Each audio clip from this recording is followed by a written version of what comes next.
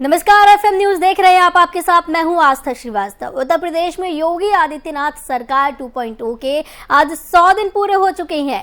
इस मौके पर सीएम योगी ने प्रेस कॉन्फ्रेंस की है। सीएम योगी आदित्यनाथ ने इस दौरान अपनी सरकार के वो काम गिनाए जो पिछले 100 दिनों में पूरे किए गए। सीएम योगी ने प्रेस कॉन्फ्रेंस में लोकसभा उपचुनाव, आजमगढ़ और रामपुर में हुई बीजेपी की जीत पर भी प्रतिक्रिया दी। सीएम योगी ने कहा कि उत्तर प्रदेश में पिछले 100 दिन में गरीबों के लिए 1,08,200 आवासों का निर्माण किया गया, जबकि अब तक कुल 44 लाख आवासों का निर्माण हुआ है। मुख्यमंत्री योगी आदित्यनाथ ने कहा, अथक परिश्रम से नए भारत के नए उत्तर प्रदेश का निर्माण हो रहा है। आम जनजीवन को आसान बनाने के लिए आज यूपी सरकार रिफॉर्म, परफॉर्म और ट्रांसफॉर्म के मंत्र के साथ आगे बढ़ रही है। यूपी के मुख्यमंत्री योगी आदित्यनाथ ने कहा कि आजमगढ़ और रामपुर सहित 2 सीटें जो 2019 में सपा द्वारा जीती गई थी, इस साल उपचुनाव में बीजेपी ने जीत ली है। यूपी ने ये पहली बार था कि एक गठित सरकार पूरे 5 साल रही और बहुमत के साथ फिर से सत्ता में आई। हमने जो वादा किया था वो पूरा किया।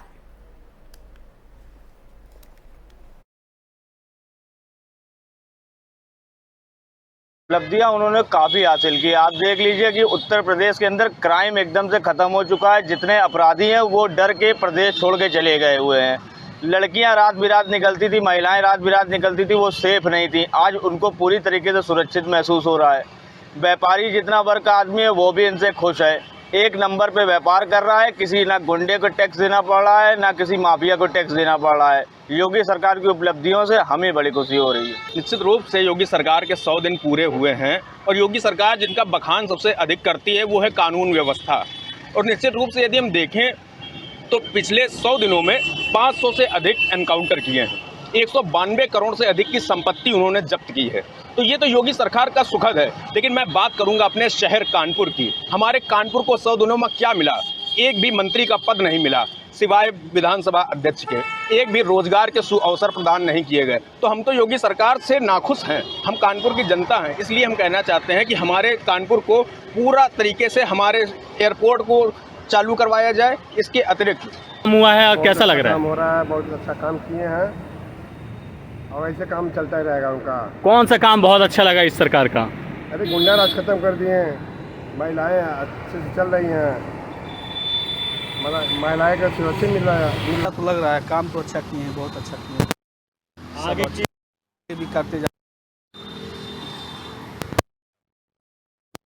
काम तो ये जो कर रहे हैं, मतलब वो कर रहे हैं। पूरा रोड भी सही करा रहे हैं और गुंडागर्दी कितना तो इसलिए मतलब अच्छा मतलब महसूस करते लोग आदमी लोग।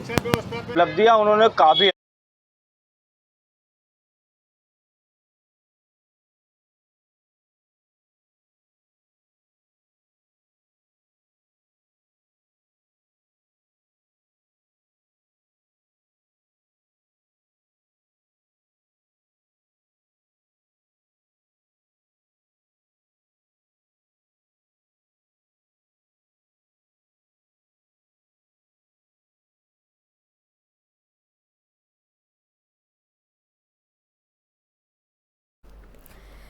तो बता दें कि योगी सरकार के 100 दिन पूरे हो चुके हैं। इसकी चर्चा के लिए हमारे साथ अवनीश अवस्थी, बीजेपी प्रवक्ता, और कपिल श्रीवास्तव, प्रवक्ता सपा से जुड़े हुए हैं। इसकी चर्चा के लिए बहुत बहुत स्वागत है आपका एफएम न्यूज की खास पेशकश में। अवनीश जी, 100 दिन बीजेपी के पूरे हुए हैं, योगी सरकार के 100 दिन पूरे हुए हैं। क्या कुछ खास देखने को मिला पहले कार्यकाल की अपेक्षा?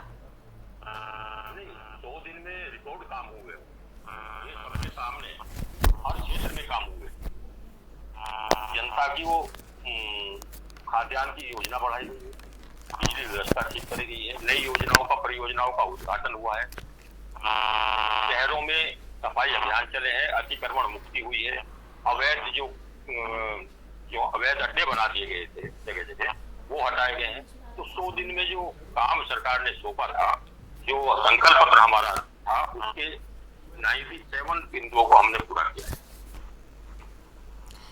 कपिल जी, जिस तरीके से अवनीश जी कहा जा रहा है, अवनीश जी द्वारा कहा जा रहा है कि तमाम काम इस दौरान किए गए हैं, आपको क्या लगता है? देखिए आस्था जी, सबसे पहली चीज तो इस बात की है कि जो सरकार पहले ही सत्र में जो अपने घोषणा पत्र 2017 में लाई थी, संकल्प पत्र जिसको ये कहते हैं, उस संकल्प पत्र के 212 नंबर के वादे में से 12 वादा इनका पूरा नहीं हुआ। जो दूसरा वादा इन्होंने किया था वो आप सभी को विदित प्रोग्राम की वादा किया था कि किसानों की आय दुगनी करें, तो इन्होंने आय बताई नहीं और लागत मूल्य तिगुना कर दिया और आय आज तक दुगना न हुई। सारे किसान इनके खिलाफ मुसलसल तरीके से आंदोलित रहे और यू टर्न लेना पड़ा, जो अदानी साहब और अंबानी साहब के दिन उन्होंने काम किया। अब मैं दूसरी चीज कह रहा हूँ, बेरोजगारी पे जहां तक बात कर ली जाए तो आप खुद देख लीजिए कि सीएमआई के आंकड़े ये देते हैं, क्योंकि एक प्राइवेट कंसर्न कंपनी है जिसको सरकार अपने डाटे देती, लेकिन भारतीय स्टेट बैंक का जो डाटा है वो क्यों नहीं पेश करते। इन्होंने कहा अभूतपूर्व बेरोजगारी है, यानी कि 17.58%, और ये रूट डेसिमल कुछ में अटके हुए हैं, जबकि अपने ही श्रम विभाग का ये जो है वो अवलोकन नहीं कर रहे हैं कि 45 लाख बेरोजगार पिछले 1.5 वर्षों में बढ़े हैं उत्तर प्रदेश में, और एनसीईआरटी के डाटे हैं कि सबसे ज्यादा। तो आपको ये लगता है कि बीजेपी में, कपिल जी, आपको ये लगता है कि जो 100 दिन निकले हैं या पिछला कार्यकाल जो निकला है योगी सरकार का, उसमें कोई काम नहीं किया गया? मैं तो कह रहा हूँ कि इनके संकल्प पत्र का कोई वादा पूरा नहीं। अगर इन्होंने 20 लाख नौकरी सरकारी दे दी हो तो बताइए, तो 4 लाख प्रतिवर्ष कह रहे थे कि सरकारी नौकरी देंगे, और रोजगार और स्वरोजगार को मिला के कहते थे 70 लाख प्रतिवर्ष देंगे, तो 3 करोड़ 50 लाख वो भी होने चाहिए। ये गिनाए कहां पर है? और वो 20 लाख सरकारी नौकरियां कहा, ये तो खुद ही 5 लाख कहते हैं। और जब हम लोग श्वेत पत्र जारी करने के लिए विधानसभा सत्र में कहते रहे तो नहीं बताए। अब मैं पूछता हूँ, कानून व्यवस्था 100 दिनों में दम भरते थे ये पिछले 5 वर्षों में कि एक भी दंगे नहीं। हम पहले ही कहते थे कि 2017 से लेकर 2018 में 189 दंगे हुए, जिसका ठीक है कपिल जी, अवनीश जी इसका जवाब दे देंगे। कोई भी घोषणा पत्र अगर नहीं पूरा किया गया है घोषणा पत्र में, अवनीश जी, जी अवनीश जी, हेलो, मैं बात बता रहा हूँ। कपिल जी, अवनीश जी इसका जवाब दे देंगे, जैसा आप कह रहे हैं कि कोई भी चीजें पूरी नहीं की गई। मैं जवाब दे रहा हूँ ना जी, मैं ये बता रहा हूँ कि कपिल जी से पूछिए कि पिछले 5 साल की बातें कर रहे हैं या 100 दिन की बातें कर रहे हैं। अगर ये 5 साल की 5 सालों की बातें कर रहे हैं तो प्रदेश की जनता ने मोहर लगा दी है योगी आदित्यनाथ सरकार के कामकाज। प्रदेश की जनता की मोहर नहीं होती है। सुनिए बात सुनिए मेरी बात सुनिए। कपिल जी सुन लेते हैं, अवनीश जी की सुन लेते हैं। मैंने आपकी सारी बात सुनी। कपिल जी शोर मचाने से काम नहीं। कपिल जी अवनीश जी की सुनने दीजिए। चिल्लाने से काम कपिल जी आप जनता नकारे जा रहे हैं। प्रदेश की जनता ने। कपिल जी शांत हो जाइए, अवनीश जी की सुनने दीजिए। आपने सवाल किया है, आप कह रहे हैं, अवनीश जी को जवाब देने दीजिए। ये सवाल नहीं उत्तर दे रहे हैं, आप बात सुनिए ना। कपिल जी आप शांत होंगे तभी तो अवनीश जी जवाब देंगे। तभी तो आप शोर मचाओगे तो इससे थोड़ी होगा। शांत हो जाइए, अवनीश जी जवाब दीजिए। आप हल्ला मचाओगे, आप बेबुनियादी बातें करोगे, इन बेबुनियादी बातों को न जनता सुनना चाह रही है। कपिल जी शांत हो जाइए, अवनीश जी को जवाब देने दीजिए। कपिल जी शांत हो जाइए, अवनीश जी को जवाब देने दीजिए। मैं ये बता रहा हूँ कि आप शांति से सुनिए बात और जनता के मन की भी सुनिए। जनता ने 5 साल के कार्यकाल पर मोहर लगाई, इसीलिए 37 सालों में कोई सरकार दोबारा लौट जाए। आप नहीं ले सकते। बात सुनिए ना, आप 5 साल की बात कर रहे थे ना, 5 साल की बात को हिंदू मुस्लिम आप करते हैं। कपिल जी शुरुआती 5 साल की बातें करती है, पाकिस्तान की बातें करती है। कपिल जी शुरुआती कार्यकाल तो पिछली सरकार के कामों को समेटने में ही निपट जाता है। बिना भेदभाव के, बिना जातिवाद के, बिना क्षेत्रवाद के, बिना वर्गवाद के काम किया है। हर वर्ग को काम किया है। कोरोना जैसी विपरीत परिस्थितियों में भी काम किया है। ठीक है कपिल जी आप ये बताइए कि आपकी जब सरकार थी तब आपने क्या कुछ काम कर दिए? आप अपने घर को नहीं बचा पा रहे, अपने कुनबे को नहीं बचा पा रहे। शांत हो जाइए कपिल जी, अवनीश जी लगातार आ रहे हैं। आप सुनने चले, राम भरोसे नहीं है, बिल्कुल कानून व्यवस्था योगी जी के भरोसे है। और कपिल श्रीवास्तव कह रहे हैं आप शांत हो जाइए, अवनीश जी आप शांत हो जाइए। कपीश जी, आप ये बताइए, जब आपकी सरकार थी तब आपकी तरफ से क्या क्या काम किए गए? जो दंगा होते थे, महिलाओं की सुरक्षा को लेकर क्या क्या काम किए गए? गिनते चले जाइए। जी बताइए। एक्सप्रेस वे हमने दिया, आगरा एक्सप्रेस वे हमने दिया, हमने 2 एक्सप्रेस वे दिए। लखनऊ, सुनिए आप, नहीं आप भी नहीं सुनते नहीं। हमने 2 एक्सप्रेस वे दिए, हमने हवाई अड्डे दिए, हमने यूनिवर्सिटियां दी, हमने कानून व्यवस्था दी, गाँव में बिजली दी। आपके पास तो 5 जिलों में के अलावा बिजली नहीं गई। भतीजावाद वंशवाद के अलावा कोई काम नहीं हुआ, इसलिए जनता ने आपको घर बैठा दिया, समाजवादी पार्टी को घर में बैठा दिया। मैं ये कह रहा हूँ कि भारतीय जनता पार्टी ने काम किए। आपने क्षेत्रवाद करा, आपने वंशवाद किया, आपने भर्तियों में घोटाले किए, भ्रष्टाचार किया, इसीलिए आपको जनता ने सजा दी है। और सजा ऐसी दी है कि आप जो आजमगढ़ और रामपुर के अवनीश जी, कपीश जी, शांत होइए दोनों। अवनीश जी, कपीश जी, दोनों शांत हो जाइए। कपीश जी शांत हो जाइए। कपीश जी शांत हो जाइए। फैलाने के अलावा कोई काम आपके पास नहीं है। कपीश जी, नहीं है, इसीलिए जनता ने आपको सजा दी है। जनादेश को स्वीकारिए। ठीक है, शांत हो जाइए, शांत हो जाइए, शांत हो जाइए, शांत हो जाइए। आपके काम को भी जनता नकार रही है, आपके व्यवहार को जनता नहीं नकार रही है, आपके सहयोगी भी आपको नहीं स्वीकार रहे हैं, आपके सहयोगी दल भी आपके सवाल उठा रहे हैं।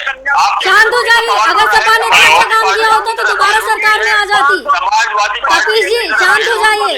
इतना अच्छा काम अगर सपा कर रही होती तो दोबारा आ जाती सरकार। के अलावा सपा के नेता मानसिक संतुलन खो चुके हैं। हमारे साथ हमारे वरिष्ठ पत्रकार अरुण पांडे जी भी जुड़े हुए हैं। इसका जवाब अरुण जी दे देंगे कि अरुण जी, क्या कुछ देखने को मिल रहा है इस दौरान, जिस तरीके से कपीश जी और अवनीश जी बात कर रहे हैं, इस दौरान क्या देखने मिल रहा है? रामपुर से भी आपको बाहर कर दिया है। पहले उनकी बात पूरी हो जाए। ग्राउंड रिपोर्ट की आप बात करें तो ग्राउंड रिपोर्ट क्या देखने मिल रहा है, बताइए अरुण जी, ग्राउंड पर क्या देखने मिल रहा है? हेलो, ये क्वेश्चन हम सुन नहीं पा रहे हैं, फिर से बोलिए। अरुण जी, जिस तरीके से अवनीश जी, कपीश जी अपनी अपनी सरकार की तो तारीफें करेंगे, कपीश जी कह रहे हैं कि अवनीश जी ने कोई काम नहीं किया, बीजेपी ने कोई काम नहीं किया है, सपा में काफी काम हुए। आप बताइए, ग्राउंड रिपोर्ट पर आप रहते हैं, ग्राउंड पर आप रहते हैं, आपकी हर एक चीज की जानकारी आपके पास रहती है, तो दोनों ही सरकार को ये ऐसा है ना कि जो क्या कहा जाए, ऐसा यदि विपक्ष कह रहा है कि सरकार का कोई काम जमीन पर नहीं दिखता है तो उसको ऐसा कहना ही चाहिए, और ये जनता की नजर में हास्यास्पद होगा। कोई सरकार कहीं रहेगी तो कोई काम नहीं करेगी। खास करके मैं बताऊं कि यहाँ योगी सरकार की उपलब्धियां तो सामने है, तभी तो आज परिषद की सीटों के चुनाव में जिस ढंग के रिजल्ट आए बीजेपी के पक्ष में, और अभी खास करके 2 लोकसभा सीटों के लिए चुनाव हुए, दोनों समाजवादी पार्टी की सीटें थी। पूर्व मुख्यमंत्री अखिलेश यादव द्वारा छोड़ी गई सीट थी, आजम खान साहब द्वारा छोड़ी गई सीट थी, और उसमें जैसी जीत हासिल की है बीजेपी ने, ये उसकी सरकार की उपलब्धि, ये योगी सरकार की उपलब्धियों को दर्शाता है। इसलिए विपक्ष यदि ऐसा कहता है तो ये कहीं न कहीं जनता की नजर में ये गले उतरने वाली बात नहीं कही जाएगी। कपीश जी, आप ही बता दीजिए, अगर सपा इतना अच्छा काम कर रही होती तो सीटें छोड़ने के बाद वो सीट बीजेपी के पास क्यों जाती? योगी आदित्यनाथ और मोदी सरकार की डबल इंजन सरकारों ने जो काम किया है, उस काम पे ही जनता ने मोहर लगाई है। बिल्कुल। बात बौखलाने के अलावा आप हर समाजवादी पार्टी का नेता अपना संतुलन खो चुका है, लगातार हार से वो मुंह दिखाने लायक नहीं बचे हैं, और खाली बड़बड़ाने से काम नहीं चलेगा। जनादेश को स्वीकारिए, जनता को स्वीकारिए। कपीश जी, एक सवाल का जवाब दीजिए, अगर सपा इतना अच्छा काम कर रही होती, सपा ने काम किए होते अपने कार्यकाल के दौरान, तो जो आजमगढ़ की सीट छोड़ी गई है या जो लोकसभा चुनाव हुए थे, वहाँ बीजेपी कैसे आजमगढ़ के गढ़ में वहाँ पहुँच जाती? अरे आस्था जी, पहली बात तो सुन ले जी, कि आजमगढ़ का चुनाव हो चाहे रामपुर का चुनाव जी, भारतीय जनता पार्टी ने न लड़ा है न जीता है, ये तो शासन और प्रशासन ने इनके जीता है। तो अभी जो लोकसभा चुनाव हुआ है वो बीजेपी के पास कैसे आया? उपयोग नहीं कर पाएंगे आप जो है धर्मेंद्र यादव जी जिस दिन स्ट्रांग रूम खुल रहा था उस दिन वो सील देखना चाहते थे, नहीं जाने दिया गया, आंदोलन करना पड़ा, बाहर में बावजूद उसके नहीं जाने दिया। आपने देखा नहीं कि काशी क्षेत्र में जब पकड़ी गई 3 ट्रक आस्था जी जी। जी से पूछे कि सहयोगी दल के जो नेता है, जो राजभर जी कह रहे हैं, जो केशव मौर्य जी कह रहे हैं, महान दल वाले, वो क्या कह रहे हैं, उनके सवालों का जवाब दें। कपिल जी सुन लीजिए अवनीश जी क्या पूछ रहे हैं आपसे। जो घर से बाहर नहीं कपिल जी अवनीश जी क्या पूछ रहे हैं वो सुन लीजिए पहले। क्यों प्रचार करने निकले, क्यों हारे, क्यों नेतृत्व सवाल उठा रहा है उसमें, जो सहयोगी दल वाले क्यों उठा रहे हैं, समाजवादी पार्टी कपिल जी शांति बनाए रखें, चर्चा है।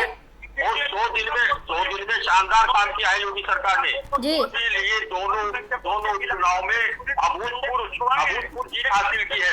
आजमगढ़ और रामपुर दोनों में सभा ओहदे मुंह गिरी है। समाजवादी पार्टी के नेता मुंह दिखाने लायक नहीं बचे हैं और वो बौखलाकर इस तरह की बातें कर रहे हैं, अनाप शनाप आरोप लगा रहे हैं, कभी प्रशासन पे लगा रहे हैं। और मैं बताऊं आपको, वो 24 में बुरा हाल होगा। और वो ये भी कपिल जी थोड़ा सा शांत हो जाइए, थोड़ा सा धैर्य रख के बातें सुनिए। क्या पूछ रहे हैं अवनीश जी उसका जवाब दीजिए। ये धैर्य नहीं। कपिल जी थोड़ा सा धैर्य रखिए, चर्चा है, सबको बात कहने का मौका दीजिए।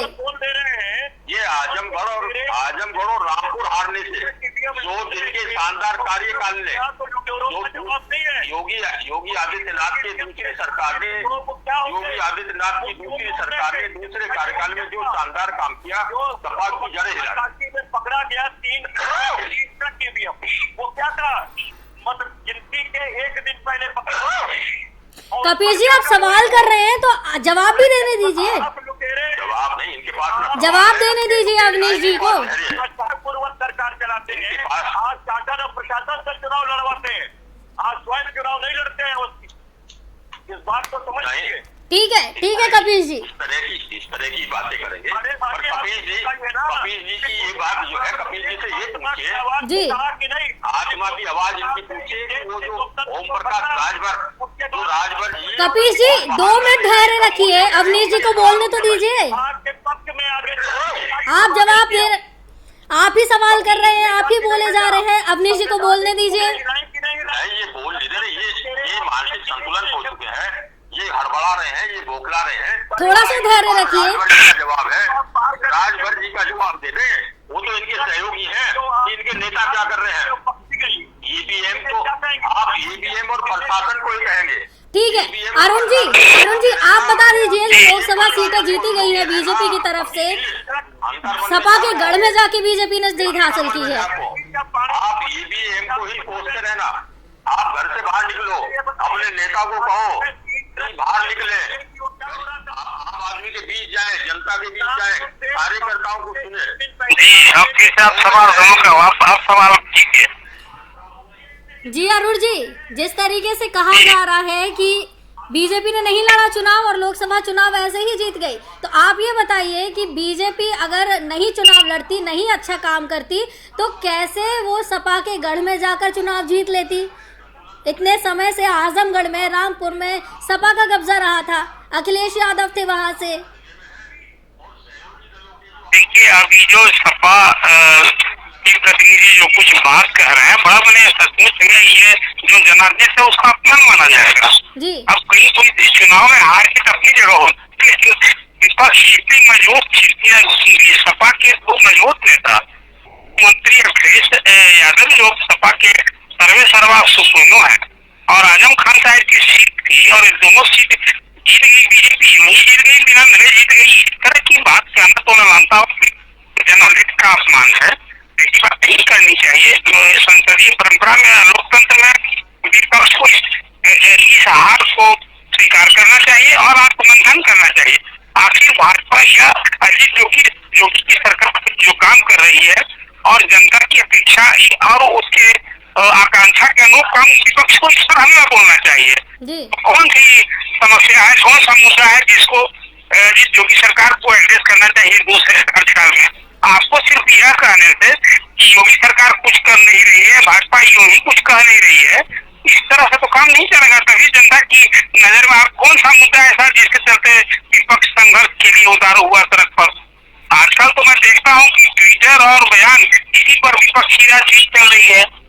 यदि अजीत तो आपने देखा कि अभी अग्निपथ योजना को लेकर भी एक जो विरोध पूरे देश में देखने को मिला और तीसरे दिन ही केंद्र सरकार ने उसको जिस ढंग से लोगों का भरोसा जीतने की कोशिश की, अग्निपथ योजना में सुधार भी किए और अब वहाँ बहाली शुरू हो गई।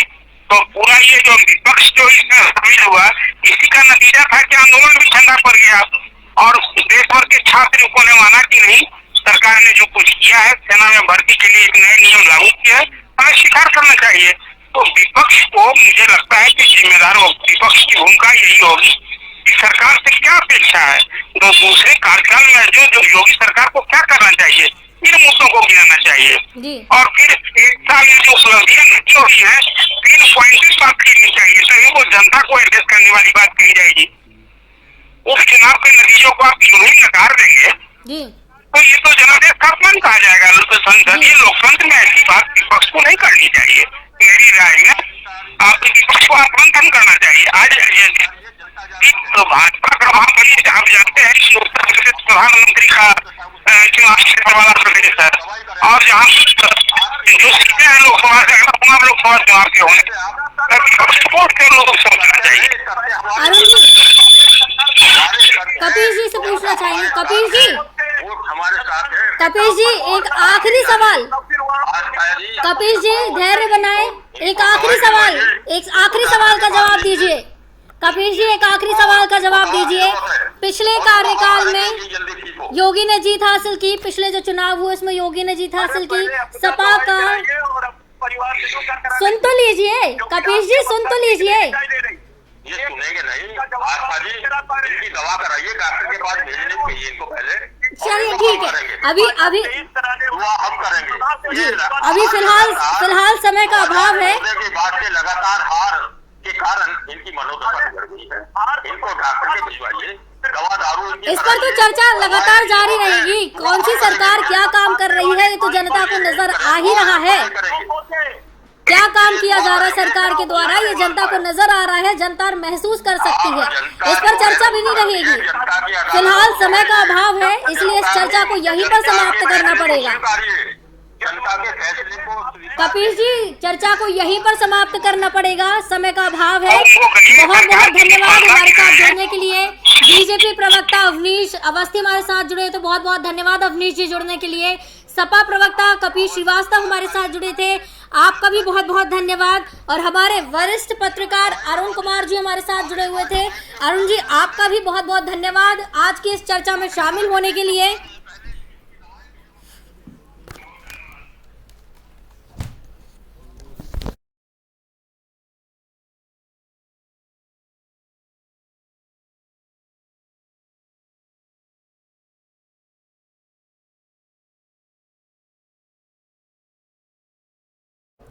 आज की इस चर्चा में फिलहाल इतना ही, मुझे दीजिए इजाजत, नमस्कार।